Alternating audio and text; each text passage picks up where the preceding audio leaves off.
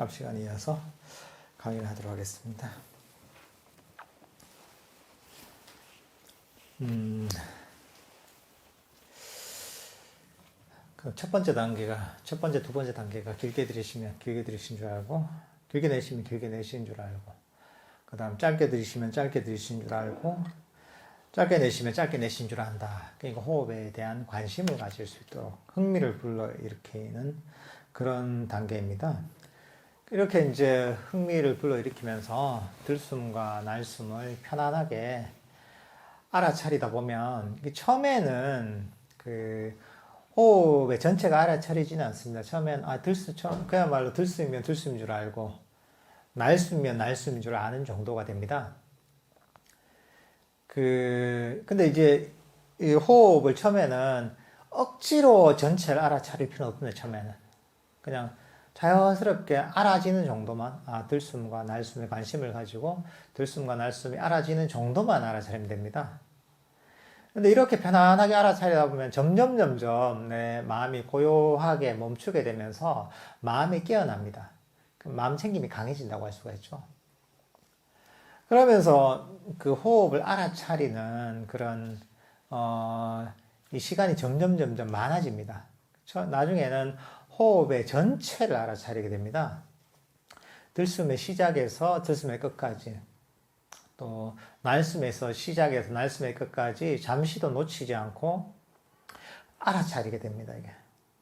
이게 세 번째, 온몸을 경험하면서 들이쉬라며 공부 짓고, 온몸을 경험하면서 내쉬리라며 공부 짓는다. 이게 바로 호흡의 전체를 알아차리는 겁니다. 여기서 보면 온몸을 경험하면서 들이쉬리라 공부 짓는다 이래 놓으니까, 온몸을 경험하면서, 그러면 그거는, 맞다.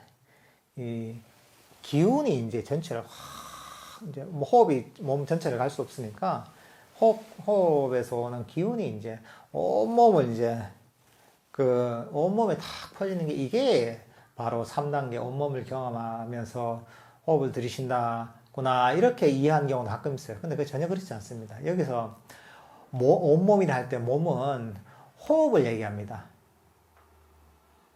경전에서도 보면은 이 몸을 호흡이라고 얘기하거든요. 여기서는 그냥 온몸이라면 호흡의 전체를 알아차리다 옵니다. 호흡의 전체. 호흡의 전체는 들숨의 시작에서 들숨의 끝까지, 날숨의 시작에서 날숨의 끝까지 전체를 잠시도 놓치지 않고 알아차리게 되는 거죠. 근데 이 단계는 의지를 가지고는 안 됩니다, 이게. 의지를 가지고 보통 사람들이, 나는, 그 호흡 명상할 때, 잠시도 놓치지 않고 내가 다 알아차려야지 하면서 의지를 가지고 막 한단 말이죠. 애를 쓰는 거죠. 눈을 부릅뜨고 막 정신을 바짝 차리면서 하려고 하는데 안 됩니다, 그게. 어느 정도까지 될 수 있어요. 어느 정도까지. 근데 나중에 완벽하게 되지도 않고, 그리고 그 뒤에 이 명상이 즐겁지가 않습니다, 이게. 계속 긴장되고 힘이 들고, 의지를 가지고 억지로 하잖아요. 힘이 들고 긴장이 되는 겁니다. 뭐 그런 것도 같거든요. 제가 이제 컵에 비유했는데, 여기 물컵을 계속 들고 있는 거죠. 여기 계속 들고 있는 겁니다. 이게 호흡을 의지로서 알아차리는 것은.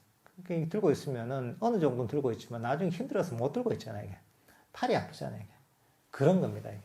그러니까 의지로서 알아차리는 게 아니라 자연스럽게 마음이 깨어나면서, 마음 챙김이 강해지면서, 또 마음이 예리해지면서 저절로 그냥 들숨과 날숨의 전체를 알아차려야 됩니다. 이게. 장애가 사라지면 저절로 들숨과 날숨의 전체를 알아차리게 되는 거죠. 이제 그렇게 되다 보면 그 명상을 할 때 시간이 금방 갑니다. 이게. 여러분들이 한 30분 앉아있다 하면 시간이 되게 안 갈 수도 있잖아요. 근데 호흡의 전체를 알아차리잖아요. 들숨의 시작부터 들숨의 끝까지, 날숨의 시작부터 날숨의 끝까지 전체를 놓치지 않고 알아차리게 되면 시간에 대한 관념이 거의 사라집니다. 왜냐하면 이 변화가 없거든요. 잠시 시간에 대한 관념은 어떤 우리 시간이라는 것 자체는 변화에 의해서 우리가 아는 것이거든요. 근데 들숨과 날숨 전체를 알게 되면은 그러니까 일정한 어떤 그런 그 내 경험이기 때문에 계속 반복되는 시간에 대한 관념이 사라지고 거기에 몰입돼서 시간이 금방 갑니다. 이게. 그러니까 이 호흡의 전체를 차이면 내가 5분을 앉았는지 30분을 앉았는지 1시간 앉았는지 잘 구분이 안 됩니다. 이게. 그게 완전히 몰입이 되기 때문에 이제 사실 그 이때부터 굉장히 우리 마음이 강력해집니다. 우리 마음은 고요하게 이 자리에 멈췄을 때 그때 정적 에너지가 충전이 되거든요. 근데 평소에는 이 생각이 들었다가 저 생각이 들었다가 과거로 갔다 미래 갔다가 잠시 멈추기도 했다가 이렇게 왔다 갔다 하잖아요. 그러다 보니까 정적 에너지가 모여서 강력해질 그런 여유가 없습니다. 이게 계속 빠져나가는 거죠. 이게 풍선에서 바람이 빠져나가듯이. 근데 이렇게 들숨과 날숨을 알아차리면서 처음엔 편안하게 들숨이면 들숨인 줄 알고 날숨이면 날숨인 줄 알고 중간에 또 번뇌도 들었다가 또 들숨과 날숨을 알다가 또 번뇌도 들었다가 이런 상태에서 나중에는 들숨과 날숨을 빈틈없이 알아차리게 되는 거죠. 그러다 마음이 호흡감이 이 자리에 멈추게 됩니다. 그러면서 마음이 정적 에너지가 충전이 되면서 마음이 깨어나고 밝아지고 강력해집니다. 정적 에너지가 모입니다. 이게.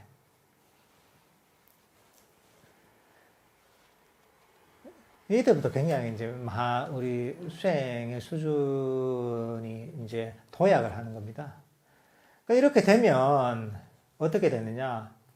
정적 에너지가 모이잖아요. 이게 모이면은 내면에서 정적 에너지가 모이기 때문에 내면에서 이 행복감이 솟아납니다. 희열과 육체적 또는 정신적 행복감이 솟아납니다.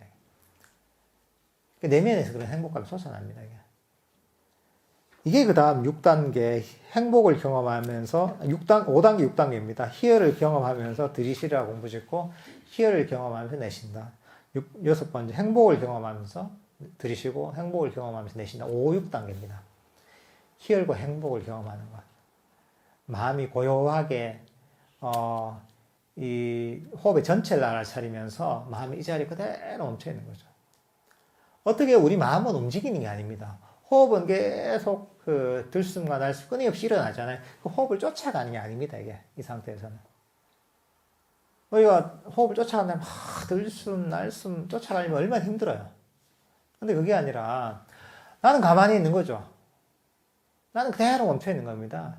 근데 내 마음이 깨어났기 때문에 들숨과 날숨 저절로 알아차려지는 겁니다. 이게 우리의 두뇌는 변화를 알아차립니다. 변하지 않는 것은 못 알아차립니다. 어떤 냄새가 나잖아요. 이 방 안에 처음 여기 들어왔을 때는 여기 뭐 향 냄새 같은 게 날 수가 있습니다. 그렇지만 좀 지나다 보면 냄새가 안 납니다. 왜냐하면 그 냄새가 변화가 없거든요. 그대로 거의 유지가 되기 때문에 그 냄새를 못 맡습니다. 이게. 마찬가지로 우리가 가만히 멈춰 있을 수 있잖아요. 가만히 앉아서 몸을 멈추고 마음을 그대로 멈추고 있을 때 변화하는 것은 호흡밖에 없거든요. 가장 두드러진 자극은 호흡, 그건 변화는 호흡입니다. 가만히 앉았을 때. 그러니까 나중에는 주의력만 거기 두면 호흡이 저절로 알아차려지게 돼 있습니다. 이게. 가장 두드러진 변화이기 때문에. 그러니까 내가 쫓아가는 게 아니라 호흡이 저절로 알아차려지는 거죠, 나중에. 그러니까 내가 애써서 쫓아갈 필요가 없는 거죠. 그렇게 이제 호흡의 전체를 알아차리게 되면 그 정적 에너지가 충전이 되면서 거기서 희열과 행복이 생깁니다, 이게. 근데 의지를 가지고 알아차리려고 애쓰잖아요? 의지를 가지고 막 잠시도 놓치지 않고 잡으려고 막 애를 쓴단 말이죠, 처음부터. 왜냐하면 나는 딴 사람보다 내 의지력도 있고 집중력도 있으니까 딴 사람한테 난 한 번에 나는 호흡 전체를 알아차린 2단계가 되겠지 하고서 하는 분도 있어요, 진짜. 많아요, 그런 분들이. 근데 그렇게 하면 처음엔 좀 되는 것 같아요. 정신도 좀 차려지고, 좀 깨어나는 것 같고. 하지만 쫓아가잖아요. 마음이 멈추지를 못하려면. 쫓아가는 그런 식으로 했기 때문에 마음이 멈추지를 못해요. 그러니까 그렇게 하면, 어느 정도까지 정신도 차려지고 좀 되는 것 같지만, 희열과 행복감이 안 생겨요. 힘들어요, 오히려. 힘이 들어요. 아니, 맨날 쫓아가니까 얼마나 힘들겠어요. 사람이 쉬어야 좀 행복하지. 맨날 쫓아가는 게 뭐가 편하고 좋겠어요. 힘만 들지. 그러니까 힘이 되는 거죠, 이게. 휴일과 행복감이 안 생깁니다, 이게. 근데 그렇게 되면 뭐냐 하면 명상을 하는 것 자체가 그 호흡을 알아차리는 것 자체가 즐거워집니다, 이게. 처음에는 우리가 들숨과 날숨을 알아차리는 게 이게 뭔 재미가 있겠노 하는 생각이 들잖아요, 그죠? 이게 뭔 재미가 있겠노, 이게. 음악을 듣거나, 클래식을 듣거나, 대중가요 듣거나, 트로트를 듣거나, 이래야지 뭔가 좀 즐겁고 하지. 안 그러면 영화를 보거나, 그죠? 안 그러면 좋은 경치를 감상하거나, 이래야지 내가 즐겁지.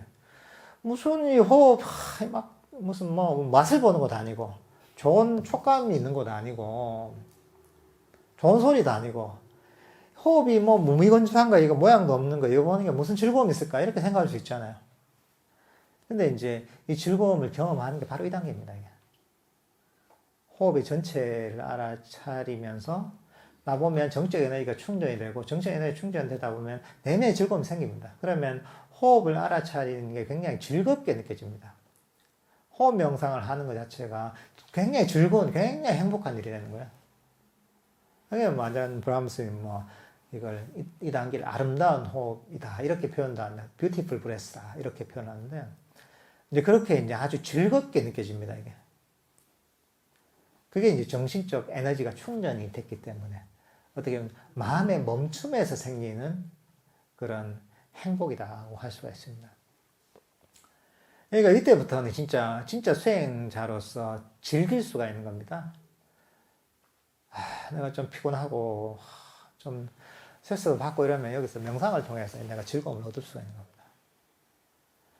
그래서 사실 수행하는 사람이 사람도 없고 조용하고 놀거리도 없고 이런 데서도 그 수행의 수준이 되는 사람 즐겁게 지낼 수가 있거든요.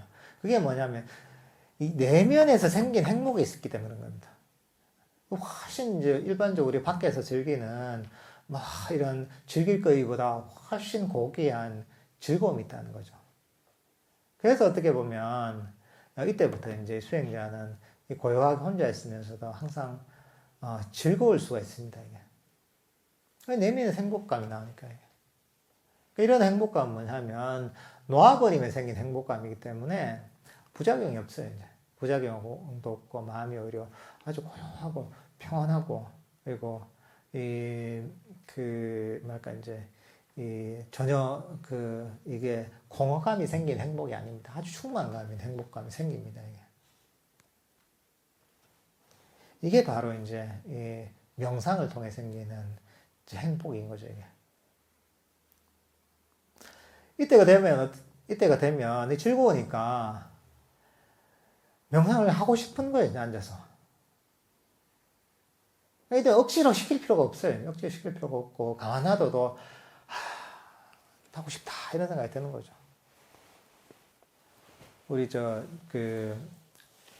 이 학생 때 요즘 모르겠지만은 조금 이제 지금 여기 앉아있는 분 다 그렇게 비슷하겠지만 학생들 그렇잖아요. 당구를 마셨다 이러면 고등학생들 당구를 좀 치는 애들은 거의 빠져가지고 수업 시간 끝나기만 기다리는 거예요. 이제. 그럼 당구장에 다 쫓아가지고 당구를 치는 거죠. 또는 게임을 좋아하는 애들이 시간만 나면 게임을 하잖아요. 이게. 왜냐면 그게 재밌고 즐거우니까 하는 거잖아요. 만화를 좋아하는 사람이 시간만 나면 만화방에 가고 싶잖아요. 그게 재밌고 즐거우니까. 이 영상도 이제 재미와 즐거움이 있으면 자꾸 하고 싶은 거죠. 이때 억지로 시킬 필요도 없습니다. 알아서 다 잘합니다. 그러니까 이 즐거움을 개발하는 게 정말 중요한 겁니다. 물론 호흡의 전체를 알아차리면서 그걸 통해서 정적 에너지가 모였을 때 즐거움이 생기기도 하지만 우리는 그 전부터 즐거움을 좀 개발할 수가 있습니다. 그게 제가 저번에 얘기했던 만족감을 개발하는 게 가장 좋습니다. 내가 이 명상을 하고 있는 가치를 인식하면서 이게 부처님께서 깨달음을 얻으셨던 명상법인데 내가 잠시 10분이라도 명상하는 게 얼마나 대단하고 훌륭한 일인가 이런 것들을 그 가치를 인식하는 거죠. 그러면 그 시간 자체가 굉장히 소중하게 느껴지고 그 자체가 뿌듯하게 느껴지는 거죠. 그때 이제 딴 생각 안 하게 되는 거죠. 이렇게 처음부터 이제 그런 가치를 인식하는 거. 때로는 호흡을 말까 이제 정말 내가 좋아하는 대상처럼 여기는 거. 정말 내가 좋아하는 친구처럼 여기는 거. 이렇게 되면 좋은 친구가, 내가 정말 좋아하는 친구와 함께 있다면 그게 즐겁잖아요. 이제 그렇게 이제 이 즐거운 마음을 내면 거기서 기쁨과 행복이 일찍 찾아오게 되죠. 그리고 긴장이 안 되죠. 그러니까 우리는 어떻게 보면 호흡 명상을 통해 호흡의 전체를 알아차리는 이 단계가 좀 지속이 될 때 기쁨과 행복이 저절로 생기기도 하지만 그 전부터 일찍 행복을 개발할 수가 있습니다. 이 명상의 가치를 알고 이 순간에 만족하고 또 호흡을 정말 내가 정말 좋아하는 친구처럼 여기는 뭐 이런 식으로 내가 명상을 처음부터 하다 보면은 훨씬 더 일찍 그런 명상의 즐거움을 발견할 수가 있습니다. 이제 그런 지혜가 필요합니다, 이게.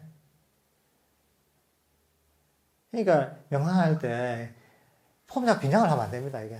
정말 릴렉스 해야 됩니다. 근엄하게 이래 되는 게 아닙니다, 이게. 근엄하게 앉아서 이래 되는 게 아닙니다. 마음은 오히려 가벼워야 됩니다. 가볍고 부드러운 마음을 가져야 됩니다. 너무 심각하게 하면 안 됩니다, 이게. 뭐 그런 게 있잖아. 또 어떻게 보면 이게 이 가치를 소중히 여겨서 너무 심각하게 바라보는 경우도 문제거든요. 부처님께서 깨달음을 이루신 이 수행법을 그래 금생에 수다원과가 되지 못하면 악도에 떨어질 가능성이 있다는데 금생에 내가 수다원과가 돼야 되는데 나 이게 뭐냐 이렇게 이제 한단 말이죠.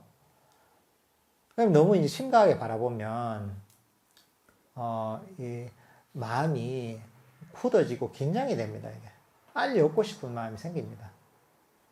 그러니까 명상을 정말 내가 친구하고 함께 지낸다 생각하면서 어떻게 보면 내가 좋아하는 취미생활을 즐긴다 이런 마음을 가지고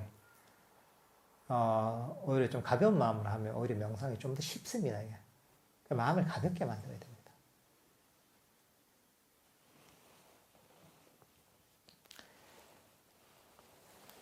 이게 이제 어쨌든 그 호흡 명상을 통해서 즐거움과 행복감이 생기는 게 바로 5단계, 6단계입니다.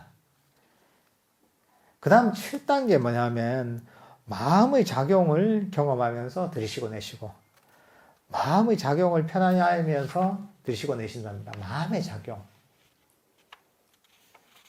원어가 찌따상카라라고 할 겁니다. 이게. 마음의 작용이란 여기서 의미하는 게 무엇이냐. 들숨과 날숨을 알아차리잖아요. 알아차려서 처음에는 들숨이면 들숨인 줄 알고 날숨이면 날숨인 줄 안단 말이죠. 그 다음에 이제 이거 하다 보면 자연스럽게 들숨과 날숨의 전체를 알아차리게 된단 말이죠.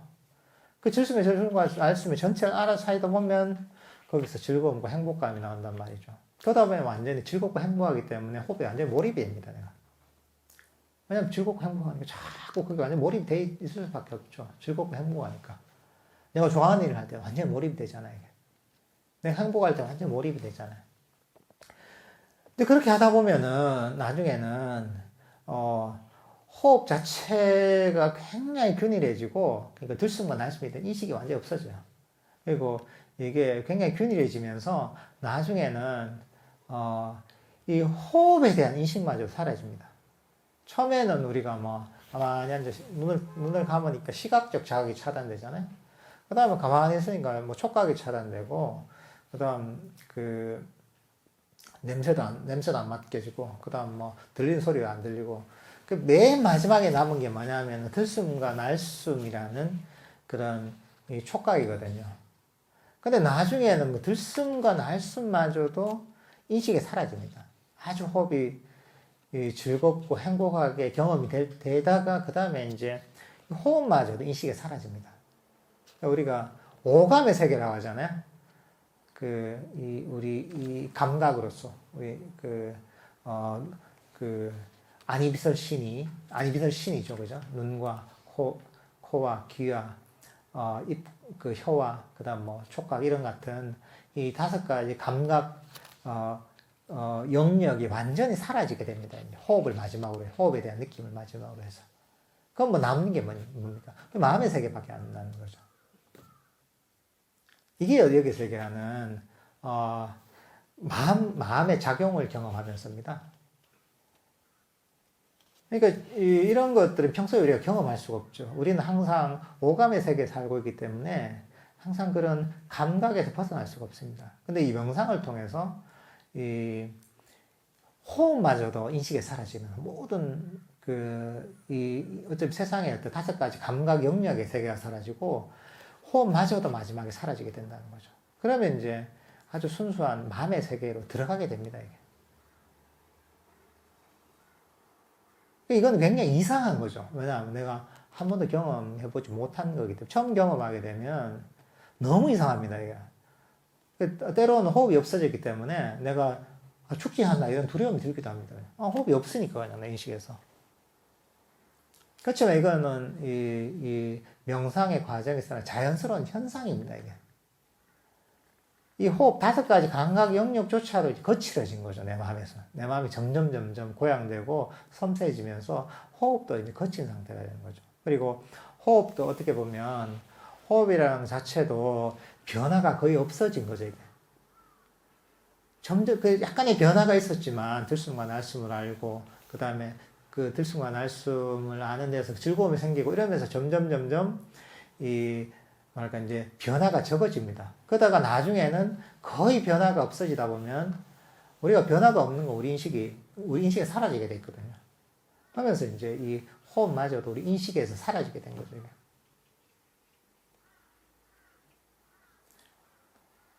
이럴 때는 이제 굉장히 당황스럽고 두렵기도 하고 숨이 호흡이 없네 죽을 것 같기도 하고 이런 느낌이 들기도 합니다.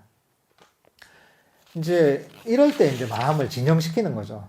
이거는 그냥 이 명상의 과정에서 5가지 감각 영역, 오감의 세계가 사라진 것이구나. 호흡을 마지막으로 해서 이렇게 하면서 마음을 편안하게 가지는 거죠. 그리고 죽지 않는다. 호흡이 없는 건 아니거든요. 인식에 사라진 것이 호흡이 없는 건 아닙니다. 그러니까 이래도 부처님께서 괜찮다고 했으니까 그 편안한 마음을 가지는 거죠. 이게 마음의 작용을 편안히 하는 겁니다. 그렇지만 이때는 보통 그냥 아주 본인이 느끼기에는 아주 공하다고 느낍니다. 어떤 경우에는 이런 걸 경험하고 내가 진짜 공을 체험했다 이렇게 생각하는 분들도 있습니다. 수행을 하다가. 근데 이거는 그냥 5가지 감각 영역이 사라진 거죠. 명상을 통해서. 그 다음에 이게 어떻게 된 건 처음에는 이게 좀 빛이 있거나 이런 건 아닙니다. 근데 좀 지나다 보면 여기서 이제 빛 같은 게 생깁니다. 뭐 사람에 따라 다른데 저런 해가 쫙 인식의 지평에서 해가 쫙 떠오르는 느낌이 들기도 하고 달이 쫙 떠오르는 느낌이 들기도 하고 어떤 내면에서 빛이 이제 확 나타나기 시작합니다. 이게 보통 흔히 그 수행의 용어로 니미따라고 하는 겁니다. 이것도 어떻게 보면 이게 마음의 반영이죠, 이게. 우리의 어떤, 흔히 이제 육식이라고 할 때, 6가지의 어떤 감각 영역을 얘기합니다. 우리 오감의 영역이 있고, 우리의 어떤 이 신체 기관으로서 인식하는 오감의 영역이 있고, 그 다음에 마음의 영역이 있습니다. 안입설 신의할 때 신의에 해당하는 겁니다. 순수한 마음의 영역이죠. 그러니까, 이 보이는 것, 들리는 것, 냄새 맡는 것, 느껴지는 것, 맛보는 것, 이 오감의 영역이 사라지게 되면 남는 거는 마음의 영역밖에 없습니다. 순수한 마음의 영역. 아는 어떤 기능이 있는 마음의 영역인 거죠. 근데 마음의 영역은 이거는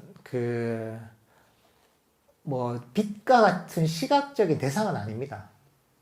그렇지만 어쨌든 간에 우리가 이런 수행을 해보기 전에는 평생 경험해보지 못한 어떤 정신의 영역이 드러나는 것이거든요. 왜냐하면 우리는 항상 오감의 영역 속에서 살고 있고 거기에 사라진 상태 살아본 적이 없습니다. 근데 그게 없는 상태에서 이 순수한 마음이 드러났단 말이죠. 그러면 그게 보통은 이제 우리의 어떤 경험 속에서 가장 유사한 게 빛의 형태인 거예요, 이제. 그러니까 이제 우리 경험에 어떤 데이터에서 빛이라는 걸 뽑아내서 그 빛으로서 이제 나타내 주는 거죠, 마음의 영역을. 그래서 보통은 대부분의 경우에는 빛으로서 인식을 하게 됩니다. 그래서 뭐 마음이 굉장히 밝아지고 해가 뜬 것 같고 막 이런 어떤 빛을 경험하게 됩니다. 이게 이제 니미타라는 겁니다. 순수한 마음의 반영이죠, 이게. 이렇게 되면 이제 그 앞 단계에서 5가지 감각 영역이 있는 단계보다 훨씬 더 고약된 상태입니다. 마음이 더 고요하게 멈춥니다. 이렇게 되면. 그리고 그런 기쁨이나 이런 것들도 그 전보다 훨씬 더 섬세하고 강력해집니다. 이게. 사실 이게 니미타가 선정으로 들어가는 관문 역할을 합니다. 이게. 우리가 뭐 개울 같은 데 있을 때 개울을 좀 어느 정도 거리가 있는 개울을 건너가려고 하면 디딤돌이 있어야 하는 거죠. 징검다리 돌이 있어야 하잖아요. 그런 징검다리 돌 역할을 하는 게 바로 이 니미타입니다.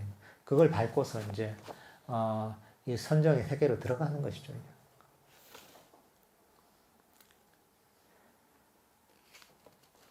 이 니미타 같은 경우, 이게 다양한 종류가 있습니다. 이게 빛으로 나타나는 것은.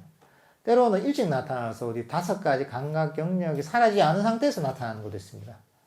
그리고 제대로 된 것은 이게 사라지고 나타나는 경우도 있고, 그렇게 사라지고 5가지 감각 영역이 사라지고 나타나는 경우에도, 굉장히 다양한 경우가 있습니다. 어떤 경우에는 아주 선정에 들어가기 적합한 완벽한 그런 니미타가 있고, 때로는, 그게 아주 불안정한 니미타도 있고, 번쩍번쩍한 니미타가 굉장히 다양합니다. 아주 복잡한 니미타도 있고. 근데 이게 니미타 같은 경우에는 결국은 뭐냐 하면, 우리 마음의 반영입니다. 내 마음이 막 혼란스럽다 이러면 혼란스러운 니미타가 나타납니다. 내 마음이 좀 뭔가 행동이나 내 생각이나 이런 데서 좀 도덕적이지 못한 부분이 있다 이러면 그런 행동이 있다 이러면 그게 그 니미타가 나타납니다. 지저분하게. 그래서 이게 좀 니미타가 아주 밝지 못하다 이러면 내 마음이 아직까지 좀 얼얼한 좀 깨어있지 못한 부분이 있는 겁니다. 그게 내 마음이 반영되어 나타납니다. 이제 이런 경우에, 근데 이제 니미타를 제대로 아주 선정에 들기 쉬운 그런 아주 적합한 니미타를 만들려면 결국은 내 마음을 훈련시켜야 되는 겁니다. 이때 제일 좋은 방법은 뭐냐면, 결국은, 우리가 어떤, 거울을 본다, 이러시잖아요. 거울을 보면, 거울을 봤을 때, 거울 속에 내 모습이 비치잖아요. 그죠? 비치는데, 그 비치는 모습을 멈추려면 어떻게 해야 됩니까? 거울을 아무리 내가 막 움직이지 않게 막 이렇게 잡는다고 해서 그 비치는 모습이 움직이지 않는 건 아니잖아요. 결국 뭐냐, 내가 멈춰야지 거울 속의 상이 멈추잖아요. 그죠? 결국은 니미타, 여러 가지 문제가 있는 불안정한 니미타는 결국 내 마음의 문제인 거죠. 내 자신의 마음이 흥분하거나 내 자신의 마음이 두려워하거나 또는 움직이거나 들떠있거나 그렇기 때문에 그 니미타도 그런 식으로 보이는 거죠. 그러니까 내 마음의 반영이라 하고 결국 뭐냐면 마음이 이 자리에 그대로 멈춰야 됩니다. 이게. 마음이 고요하게 멈추면 멈출수록 더 강력해지기 때문에 이게 니미타가 내 마음의 반영이라 생각하고 내 마음을 그대로 멈추는 겁니다. 그러니까 나중에는 어떻게 보면 명상의 조금 깊은 단계에서는 제일 중요한 건 뭐냐면은 부동심을 가지는 게 제일 중요합니다. 다 어떤 뭐가 나타나든지 뭐 부처님이 나타나더라도 꼼짝하지 않는 이제 그런 어떤 부동심을 가지는 게 제일 중요합니다. 그러니까 내가 뭐가 나타나든 뭐가 사라지든 평온하게 그대로 머무는 그 부동심을 개발하는 게 굉장히 중요합니다. 이제 그렇게 하면서 이제 마음을 이 니미타를 점점 개발하는 것입니다. 이게 10단계, 11단계입니다. 이게. 마음을 기쁘게 하면서, 마음을 집중하면서, 마음을 굉장히 부동하게 만들어서, 흔들리지 않도록 만들어서, 그렇게 되면 니미타도 흔들림 없이, 그리고 아주 안정적인, 그런 니미타가 만들어지게 됩니다. 이게.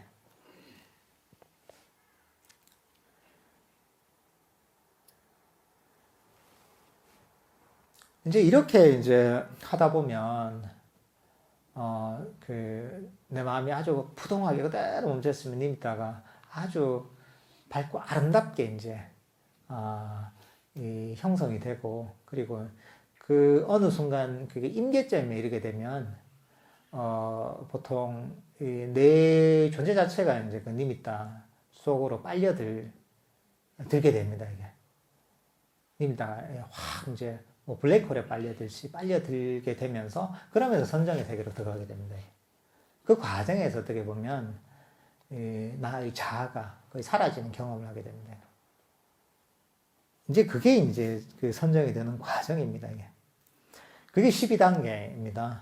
마음을 해탈케 하면서 들이쉬고, 마음을 해탈케 하면 내쉰다. 이게 선정이 되는 거예요. 선정을 마음의 해탈이라고 하거든요.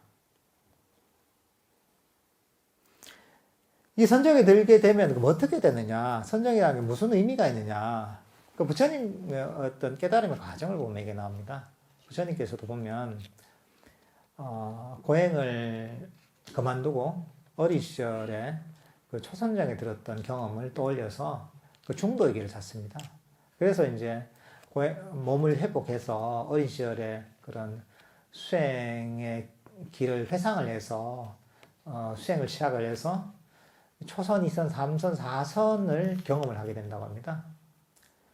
근데 초선, 2선, 3선, 4선을 경험하게 되면 어떻게 되냐 하면 마음이 아주 강력해지는 겁니다.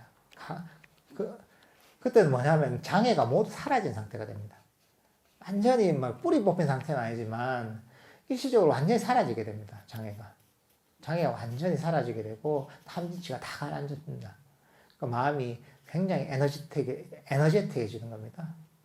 이제 그런 마음을 가지고 부처님께서도 뭐 신통도 개발하고, 뭐 숙명통과 천안통을 개발하고, 마지막에 이제 번뇌를 소멸시키는 누진통을 열렸다 하거든요. 그래서 아라한이 됐다고 하거든요. 그러니까 이게 이 선정 상태는 마음을 굉장히 강력하게 만들어준 겁니다. 그래서 이 강력하게 만들어서 이 일종의 이제 그 폭약 같은 거죠. 엄청 선정이 들면 엄청난 폭약이 있는 거죠. 근데 폭약이 있을 때 거기다 불을 번쩍 해서 불을 붙이면 어떻게 됩니까? 엄청난 폭발이 나죠. 폭약이 적으면은 폭발이 얼마 안 되잖아요. 근데 이 선정 같은 것은 어마어마한 폭약인 거죠, 이게. 그러니까 이걸 한번 불을 붙이면 엄청난 폭발이 일어나면서 이게 대단한 통찰을, 그리고 나중에 독과에 이르는, 깨달음에 이르는 정도의 통찰까지 일어날 수가 있는 거죠. 그러니까 이게 13, 14, 15, 16단계는 뭐냐면 선정에 들어갔다 나와서의 단계입니다. 선정에 들어갔다 나와서 마음이 강력해지고, 그리고 아주 고요하게 멈추고, 마음 챙김이 강해지고, 흔들림이 없고, 꿰뚫는 힘이 생겼고, 이랬을 때 이런 마음을 가지고 무상을 보는 겁니다. 무상의 관점을 가지고 우리 몸과 마음이 무상함을 바라보고, 우리가 무상한 건 뭐 다 알잖아요, 그죠? 여러분들 뭐 살아보시면서 특히 연세가 좀 있는 분들은 살아보니까 인생 뭐 별거 없더라, 참 무상하더라. 돈도 별거 없고, 명예도 별거 없고, 참 인생이 별거 없더라. 하지만 또 뭐 다른 상황이 닥치면 또 이제 뭐 거기에 또 집착을 하게 됩니다. 그죠? 근데 그 이유가 뭐냐 하면은 그런 이해가 없는 건 아니죠. 그렇지만 에너지가 부족한 겁니다. 그러니까 뭐 어린애들 가지고 노는 무슨 해운대 해수욕장에서 무슨 뭐 폭죽 같은 것도 트죠. 그 정도 되는 거죠, 이게. 그것도 소리가 안 나는 건 폭발이 없는 건 아니지만 그걸 가지고 어마어마한 건물을 폭발시키지 못하잖아요. 그러니까 이제 무상고, 무아도 마찬가지, 전부 다 마찬가지입니다. 그러니까 다들 어느 정도의 지혜는 있죠. 불교 경전을 읽어서 예를 들면은 사성제를 하고 얘기합니다. 다 들어보셨잖아요. 그죠? 고진멸도 사성제 다 아시죠? 그죠? 고성제 고통의 진리, 집성제 고통의 원인에 관한 진리, 멸성제 고통의 소멸에 관한 진리, 도성제 고통의 소멸에 이르는 길에 관한 진리, 다 아신단 말이죠. 옛날에는 좀 도덕책에도 나왔는데 요즘 모르겠습니다. 다, 뭐 교과서에 나올 정도로 다 아시는 얘기단 말이죠. 근데 부처님이 하신 얘기가 뭐냐 하면, 사성제를 알면 내가 그동안 내가 윤회하면서 깨닫지 못한 이유가 무엇이냐? 사성제를 깨닫지 못해서 그렇다고 합니다. 고통의 진리를 내가 알지 못했다. 이게 뭐 좀 이해가 안 되잖아요. 그죠? 여러분들도 다 알잖아요. 근데 부처님도 이 고통의 진리를 알지 못, 사성제를 알지 못해서 깨닫지 못했다고 하시거든요. 근데 다 아시잖아요. 여러분들도. 그죠? 깨달아야 되는데, 혹시 내가 제가 몰라서 그런가요? 혹시 다 깨달은 분인가요? 그러니까 이제 그 이유가 뭐냐 하면,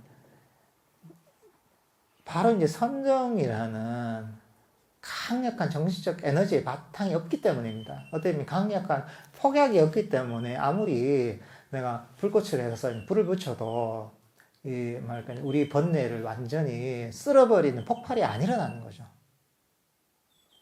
그래서 보통 불교 학자들이 평생 불교를 공부한단 말이죠. 그래도 뭐 보통 삶을 살아가는 거는 보통 사람이 똑같습니다, 대부분. 불교 그렇게 경력을 많이 보고 그렇게 공부를 해요. 똑같아요, 이게. 의사들이 세치해부 이런 거 얼마나 많이 합니까, 그죠? 뭐 그 외과 의사 같은 경우에는 뭐 시체를 많이 다루지만 그럼 얼마나 무상한 걸 많이 보겠어요, 그죠? 생명이라는 게 무상하구나. 죽음이라는 게 눈앞에 있구나. 이런 걸 다 알 것 같잖아요. 알던가요, 그 외과 의사들이? 아니단 말이죠. 그게 뭐냐면, 그런 선정을 통해 생기는 강력한 정신적 에너지가 부족하기 때문에 뭔가 이해가 조금 생겨도 그게 힘을 못 쓰는 거예요. 그러니까 항상 그 계정이라고 하는 사막이 다 갖춰져야 되는 것 같습니다.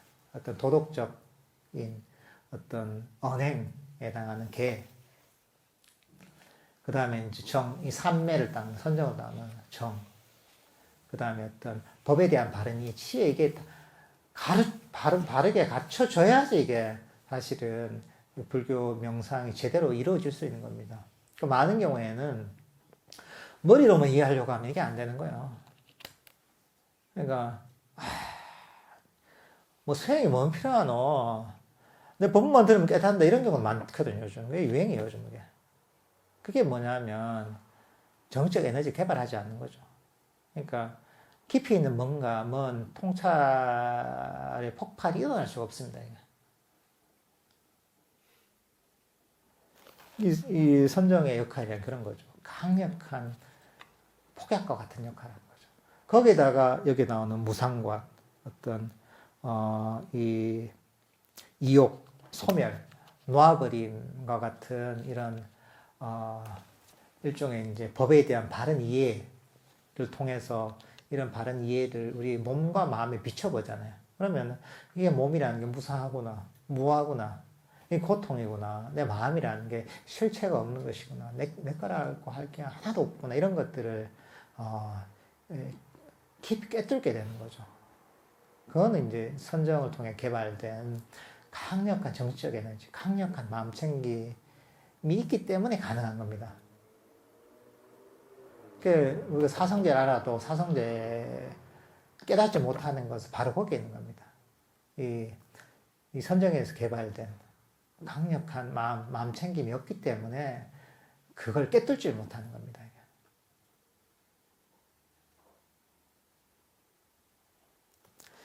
이렇게 해서 이제 이 16단계가 끝나는 겁니다. 결국은 이 13단계에서 16단계를 하면서 이게 어떻게 윗바사나적인 측면이거든요. 이걸 통해서 나중에 완전한 깨달음에 이르게 된 겁니다. 그러니까 이제 호흡 명상 자체가 이 자체로 완결된 수행법입니다.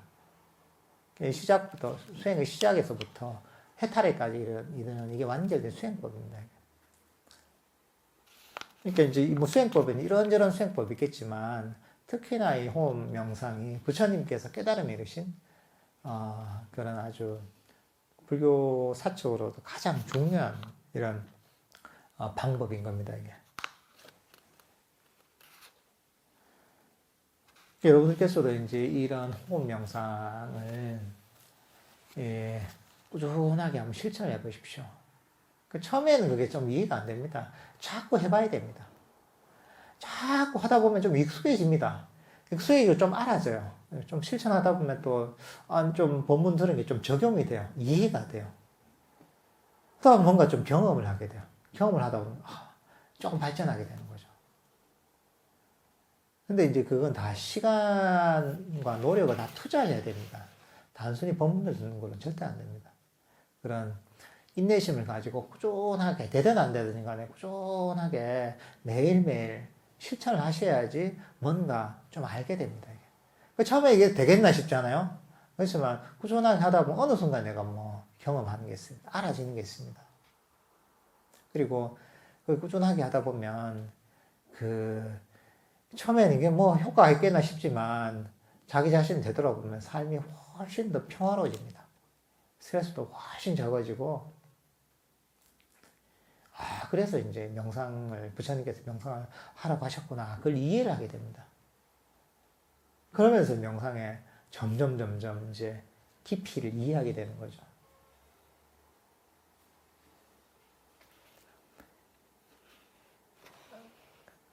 제가 이제 저번 시간하고 이번 시간에 걸쳐서 부처님께서 가르친 호흡 명상, 아나빠나사티에 대해서 다뤘습니다.